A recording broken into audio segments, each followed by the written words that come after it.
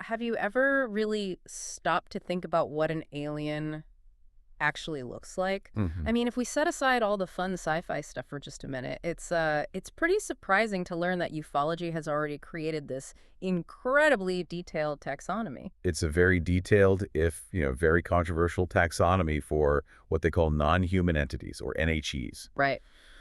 It's not just random speculation. No, not at all. Researchers in this space, they've really developed systematic ways to categorize these encounters. They detail what the entities look like, sure, but also their alleged origins, their motivations, even their tech. And that's exactly our mission today. We are doing a deep dive into sources ranging from, well, academic ufology reports and ancient myths all the way to purely scientific efforts like SETI. Right. We want to classify the dominant alien types that show up in these contact narratives, try to understand what they represent to us culturally, and then contrast all of that with the scientific approach. So where do we even begin? What's the foundation? You have to start with the system developed by J. Allen Hynek, Yeah. specifically the Close Encounter of the Third Kind, or CE3. Okay. And a CE3 is very specific. It only applies when a sighting includes occupants, actual beings, seen in or near a UFO. And as soon as you accept that occupants might exist, you immediately hit a wall, right? Two totally opposing ideas about where they come from. Exactly. Yep. The first one is the one everybody knows, the Extraterrestrial Hypothesis, or ETH. Simple enough. They come from another planet. The assumption is, these are physical beings, they came from somewhere else, and they got here using technology, interstellar travel. It all follows the laws of physics, or at least a physics that we can eventually understand. But there's a huge problem with A that. huge problem. The ETH really struggles to explain the truly strange stuff, the UAPs that seem to just defy physics, Like appearing and disappearing instantly. or making turns at impossible g-forces, things that no physical craft or pilot could survive. That's where the ETH just kind of falls apart. Which is a massive gap. So how do you explain visitors who seem to just ignore the rules of physics? Well, that's where the other framework comes in, the Interdimensional Hypothesis, or IDH. Okay, this sounds interesting. The IDH is a complete reframing of the whole problem. Instead of these beings crossing vast, astronomical distances, it suggests they come from coexisting dimensions, or through portals right here alongside us. Wait, instead of a 1,000-year journey in a spaceship, they could just be stepping through a doorway from next door, dimensionally speaking? Precisely. And that's what makes the IDH so powerful, conceptually. It lets you integrate the high-tech, physics-defying propulsion with elements from much older folklore. Like what? Well, like sightings of Mothman, for instance, or the complex spirit entities in Japan known as yokai. These beings aren't necessarily breaking our physics, they're just operating by a different set of rules from a dimension that coexists with ours. Okay, let's unpack this taxonomy then. Where should we start? I think we should focus on the two major poles of the spectrum, the ones that really dominate the reports. The Greys and the Nordics. The Greys and the Nordics, they're like the two contrasting archetypes. So the Greys, they're the classic sci-fi image. Absolutely. The modern favorite. That distinct large head, slender body, big dark eyes. And they don't talk, right? Right. Communication is almost always described as telepathic, not verbal.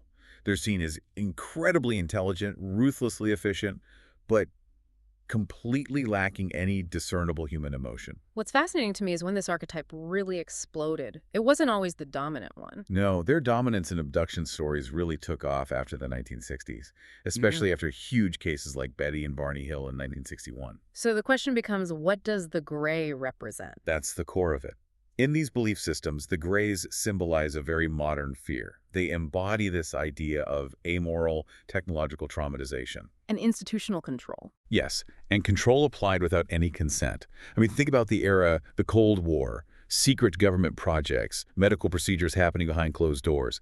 The Greys are basically the ultimate projection of a high-tech bureaucracy that sees people as just test subjects. Which explains why the whole narrative is so focused on this one specific clinical idea, a human hybridization program. It is. There's a very specific anxiety.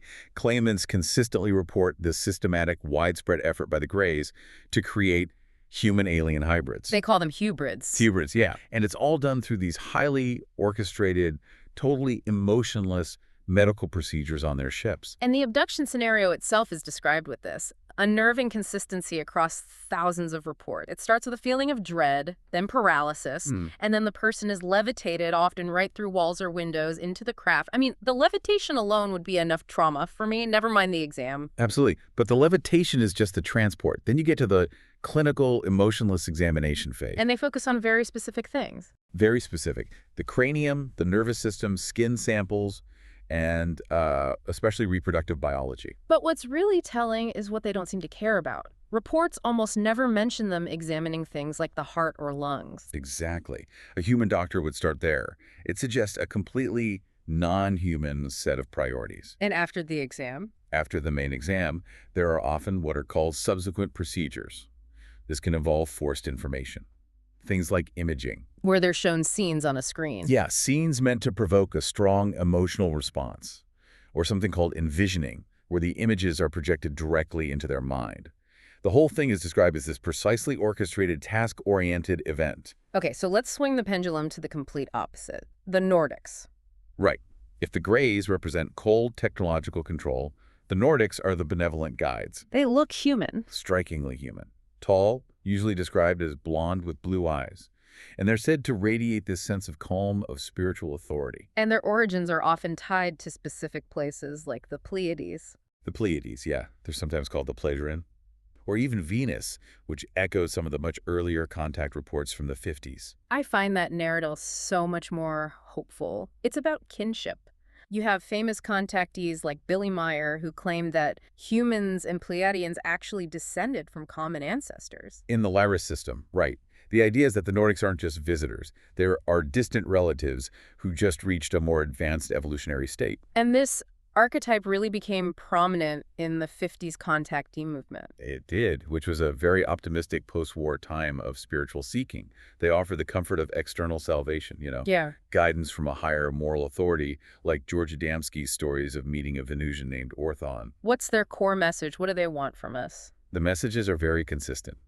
It's almost always about environmental protection, spiritual evolution, and a grave, grave concern over nuclear weapons. They're worried we'll blow ourselves up. No. That, and what they sometimes call the etheric damage that nuclear weapons cause to the planet's consciousness, they're basically offering us a chance to level up before it's too late. We should also touch on the tall whites. Oh, good point. A specific subtype? Also pale, blue-eyed. But Charles James Hall's accounts alleged they were coexisting with the U.S. government near Nellis Air Force Base. Right, which shows how these narratives can build in these complex political and social relationships. Even within one type, it's not monolithic. But the key takeaway for the Nordics is that they address our desire for moral guidance, for a noble cosmic heritage. So the Nordics offer guidance, but what happens when this humanoid alien idea gets darker and moves out of abduction scenarios and into straight-up political control? Ah, now you're talking about the Reptilians. This is where it gets really interesting, yeah. When these entities are woven directly into historical and governmental conspiracy theories. We're talking Reptilians, Yeah. sometimes called Draconians or Saurians. And this archetype represents deep, hidden political control and an ancient, almost genetic ancestry. The narrative that's been popularized by people like David Icke is just, it's incredibly pervasive. It is. The core allegation is that these shape-shifting reptilian elites secretly control all our institutions, government, finance, media, by gaining political power. They're the hidden hand. And how do scholars look at this? Well, analysts often interpret it as a kind of modern demonology. It's a very effective way to project all these complex societal anxieties about centralized power, political distrust, globalization onto a single external ancient enemy. So it's an old story in a new political costume. Exactly. It recycles ancient motifs of demonic possession and infiltration, but translates them perfectly for our modern conspiratorial age. Okay, so if reptilians are about modern political control, the Anunnaki take us way back, all the way back to the origin of civilization. To the very beginning. Yeah. And this narrative is drawn from, let's be clear, highly contested interpretations of ancient Sumerian texts, like the Epic of Gilgamesh. What are the central claims here? The claims are absolutely massive in scope. They say the Anunnaki arrived on Earth about 450,000 years ago from a hypothetical planet called Nibiru. Sometimes linked to the theoretical planet 9 that astronomers are looking for now. Right. And their reason for coming all this way wasn't guidance or exploration, it was resource exploitation. They came for gold. They came to mine gold. and they needed a labor force for the mines. And that's where we come in. That's where we come in. The narrative says they genetically engineered Homo sapiens to be a slave race for that purpose. We were literally bred for work. The lore also mentions another race, the Aigi, who were apparently an earlier group of slaves serving the Anunnaki. So they engineered us. How specific does that story get? Shockingly specific. The narrative claims the Anunnaki are responsible for that sudden explosion of human intellect about 50,000 years ago. Something anthropologists actually do recognize as a major event. A great leap forward. The Great Leap Forward. And this story attributes it to a tiny tweak they made to a single gene, Gen EKL1. That level of supposed precision is what makes the story so compelling in conspiratorial circles. And somehow this is also tied to the Great Flood myth. It is. The story goes that the Anunnaki had to leave because Nibiru's orbit was bringing it dangerously close to Earth, which caused these massive catastrophes. Earthquakes, tsunamis. Exactly. Giant firestones, oceans literally disappearing in some places.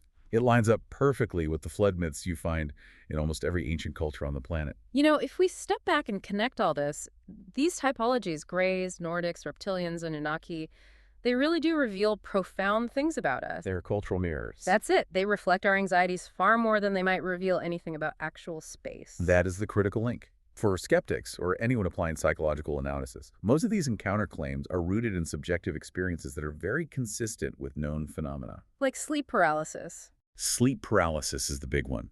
Waking up paralyzed, seeing entities in the room, missing time.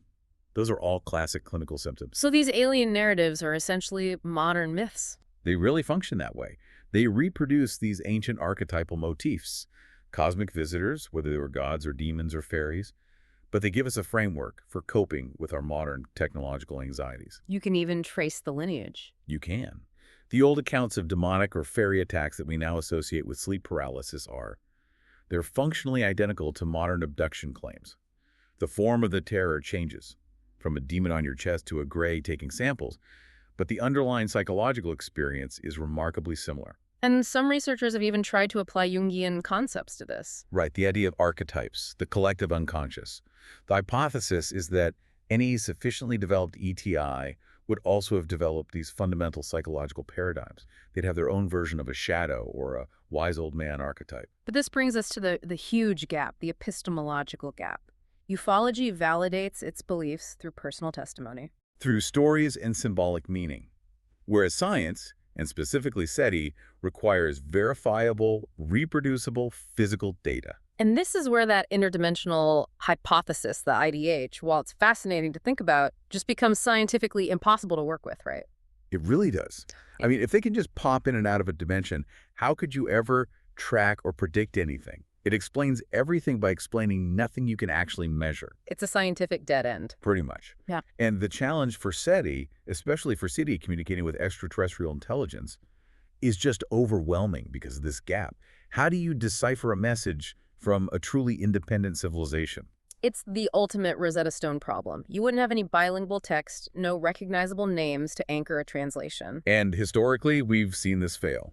Our first attempts to decode scripts like Egyptian or Mayan stalled because of the ideographic myth, this idea that the symbols just represented ideas. When they were actually tied to sounds. They were phonetic. We only cracked them when we could link them to known languages or phonemes. We won't have that luxury with a message from the stars. And you're projecting that problem into the cosmos, where the assumptions get even bigger.